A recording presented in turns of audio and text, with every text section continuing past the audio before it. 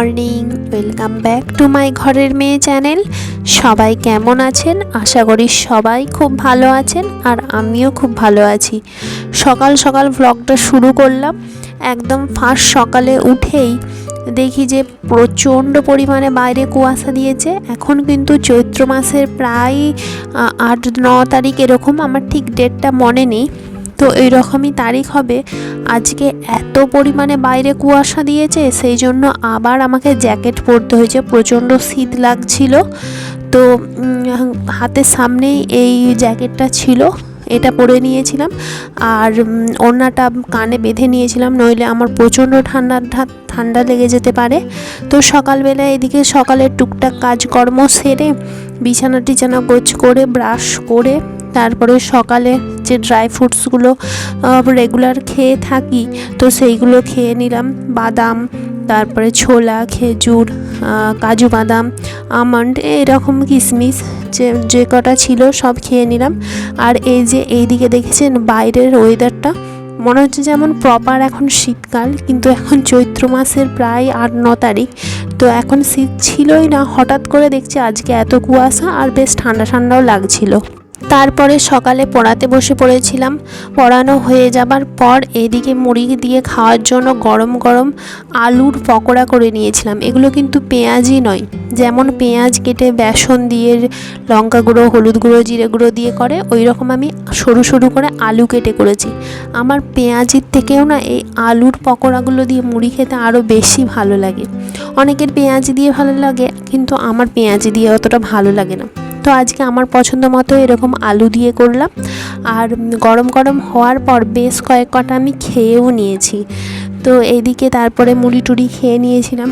খাওয়া দাওয়া হয়ে যাবার পর তারপরে নিজেও স্নান করে নিয়েছিলাম।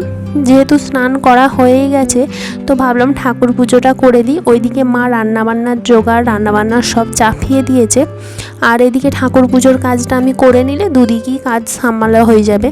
প্রথমে এইদিকে আমি গোপুসোনাকে স্নান করে নিচ্ছি। প্রত্যেক দিনের মতো স্নান করিয়ে ড্রেস চেঞ্জ করে আবার একটা অন্য ড্রেস পরিয়ে দিলাম। তারপরে আমার যে শিব ঠাকুর আছে, শিব ঠাকুরকেও ভালো করে স্নান করে দিলাম। তো আমার দুটো শিব ঠাকুর আছে, দুটো বলতে ওই দুটোই আমি পুজো করি। তো এইদিকে শিব ঠাকুরগুলো ভালো করে স্নান করিয়ে তারপরে ভালো করে মুছে রেখে দিলাম। আর আজকে হচ্ছে ফলের মধ্যে মৌসাম্বি ছিল, তো ভাবলাম যে পুজোর সময় মৌসাম্বিগুলো পুজোর সাথেই দিয়ে দিই, তাহলে প্রসাদও হয়ে যাবে, আর একটু আগে মুড়ি খেয়েছি, তো চানবেলা একটা ফলও খাওয়া হয়ে যাবে। তো প্রায় দিন আমি এরকমই করি, সকাল সকাল করে স্নান হয়ে গেলে ফলটা ঠাকুরের প্রসাদে দিয়ে দিই, তাহলে ওটা প্রসাদও হয়ে গেল, আর ফলটা চানবেলাতে মানে হচ্ছে এই মুড়ি খাবার পরে খাওয়াও হলো, দুটো দিকেই উপকারী হলো। তো এইদিকে মৌসাম্বিটা কেটে নিচ্ছিলাম, আর মৌসাম্বিগুলো আপনাদের দাদাভাই এনেছিল। তো মৌসাম্বিগুলো প্রচণ্ড পরিমাণে রস, আর হচ্ছে খুব মিষ্টি, একটুকুনো কিন্তু টক নয়, খেতে খুব সুন্দর। এর আগেও আমি খেয়েছি, তো আজকের আগে ঠাকুরকে দিই প্রসাদ হিসাবে, তারপরে আমি খাবো।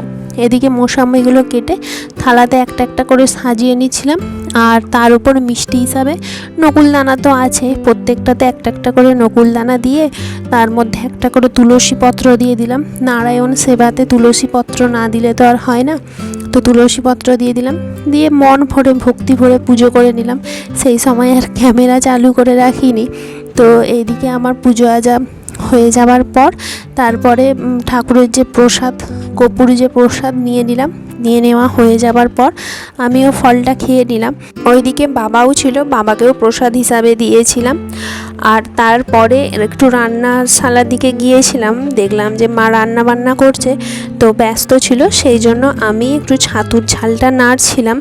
আজকে হচ্ছে ছাতুর ঝাল, বেগুন ভাজা, আর তারপরে ডাল, আর হচ্ছে শাক ভাজা, আর একটা সব রকম দিয়ে তরকারি হয়েছিল। তো সব ভিডিওগুলো করা হয়নি, মনেও থাকেনি, তো সেই জন্য আর করা হলো না। আমি ছাতুর ঝালটা করছিলাম, তো সেইটুকু ভিডিও করে চলে আসছিলাম। তার আজ ছিল হচ্ছে আমাদের এখানে সত্যপীরের দোল, তো এই সময় দোল পূর্ণিমা হওয়ার পর অনেকের অষ্টম দিনে, অনেকের নবম দিনে, মানে প্রায় দিনই সব মন্দিরে দোল হয়েই থাকে। তো আজ ছিল আমাদের এখানে সত্যপীরের দোল। আর এখানে নিয়ম অনুযায়ী আজকে হচ্ছে কাঁচা সিন্নি দিতে হয়। কাঁচা সিন্নি মানে হচ্ছে ওখানে গুড়, তারপরে দুধ, ফল, ময়দা, এগুলো সব নিয়ে যাবে, গরম মশলা, ঘি, মধু সব নিয়ে যাবে। ওরা মেখে ঠাকুরকে সেটা দেবে, তারপরে পুজো করে সেই সিন্নিটা প্রসাদ হিসাবে আমাদেরকে দেয়।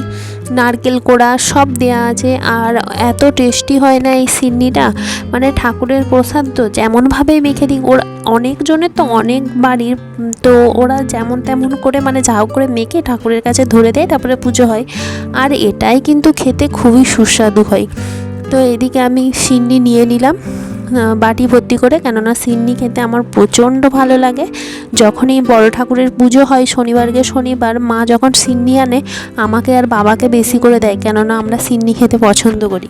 তো এদিকে তারপরে সন্ধেবেলা রেডি হয়ে গিয়েছিলাম আপনাদের দাদা ভাইয়ের সাথে একটু বাইরে খাওয়া দাওয়া করতে যাব বলে। অনেক দিন হয়ে গেল, তো ওর কাছে আমি একটু বায়না করেছিলাম, তো সেই জন্যই ওর সাথে করে নিয়ে গেল। এদিকে গরম গরম মোমো আর হচ্ছে বিরিয়ানি অর্ডার করেছিল।